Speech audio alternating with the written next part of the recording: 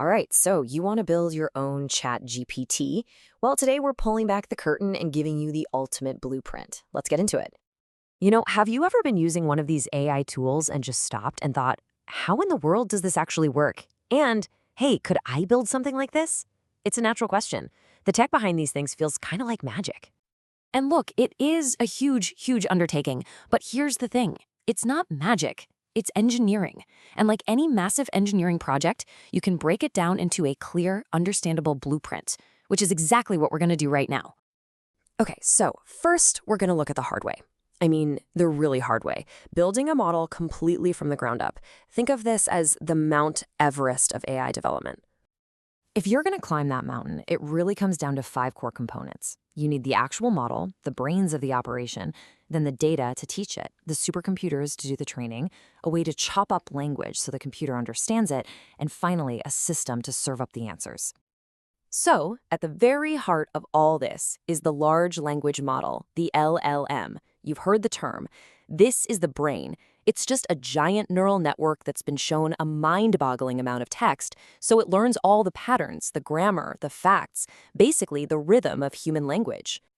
And when I say a mind-boggling amount of text, I really mean it. We are not talking about a couple of digital libraries here. We're talking hundreds of gigabytes, even terabytes of data. This is stuff like the Common Crawl, which is basically a snapshot of the entire public web. Add to that mountains of books, all of Wikipedia, huge code databases, the whole shebang. Okay, so you've got the concept down, but what tools do you actually need to get your hands dirty and put this all together? What does the tech stack look like? What's so wild about this is that it shows you this isn't just one job. It's like 5 different specialized careers rolled into one. You've got your AI frameworks like PyTorch for the actual training part. Then you need totally different tools like VLLM just to serve the model to users efficiently. And that's all before you even touch the normal stuff, the React front end and the Python back end that make it look like a website. All right, now for the gut punch. The one thing that really separates the dreamers from the tech giants. Let's talk about the money. The cold, hard cost. Yep, that's not a typo. To train a large-scale model from scratch, your starting point, your entry fee, is over $1 million. And honestly, that's probably on the low end. So where does a number that insane even come from? Well, look at this. The data storage, that's actually pretty cheap. The real killer is the compute power.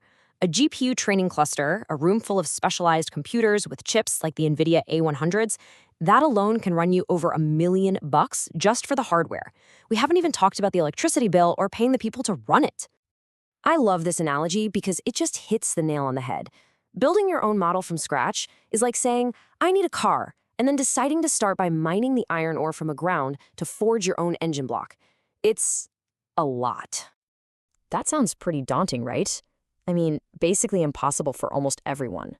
So it makes you wonder, what if you didn't have to build the engine yourself? What if someone could just hand you one? And that's the choice, really. These are the 2 paths. On one hand, you have the from-scratch approach we just talked about. Insanely expensive, takes forever, and needs a warehouse of computers. But on the other hand, you can just use a powerful model that someone else has already built. It's way cheaper, way faster, and way more accessible. This is what we're going to call the smart alternative. It's all about leveraging the incredible work that's already out there. It's about, as the old saying goes, standing on the shoulders of giants. And this is where the whole game changes. You don't have to start at square one. These big research labs and tech companies have already spent the millions of dollars and the years of compute time to train these amazing models. And the best part? They've made them available for people like you and me to use. So your first option is to tap into the world of open source. There are some absolutely incredible models out there, like Meta's Llama 2, or models from Mistral or Google's Gemma. You can literally go to a platform like Hugging Face, download one, and run it yourself. That gives you a ton of control and flexibility. But there's an even easier way. Option 2 is to just use an API. Companies like OpenAI, Anthropic, and Google will let you rent access to their absolute best, state-of-the-art models. We're talking GPT-4, Claude, Gemini. The major benefit here is you get all that power with zero headache about infrastructure. You just call the API. And this brings our engine analogy full circle. If building from scratch is like mining the metal to build an engine, then using an API is like leasing a Formula One engine directly from Ferrari. You don't build the factory, you just plug in their world-class engine and hit the gas. Okay, so let's get practical. Let's take all this theory and turn it into something real. How would you actually build your very first stripped-down, minimum viable ChatGPT clone? Here it is, a simple 5-step blueprint. Step 1, you grab an open source model, maybe something from Mistral. Step 2, you build a simple backend in Python to handle the requests. Step 3, you create a basic chat window. Can be super simple. Step 4, you put it all on a cloud server that has a GPU. And finally, step 5, you add the important stuff like safety filters and user accounts. Now, just because it's accessible doesn't mean it's a walk in the park. You do need a pretty diverse set of skills.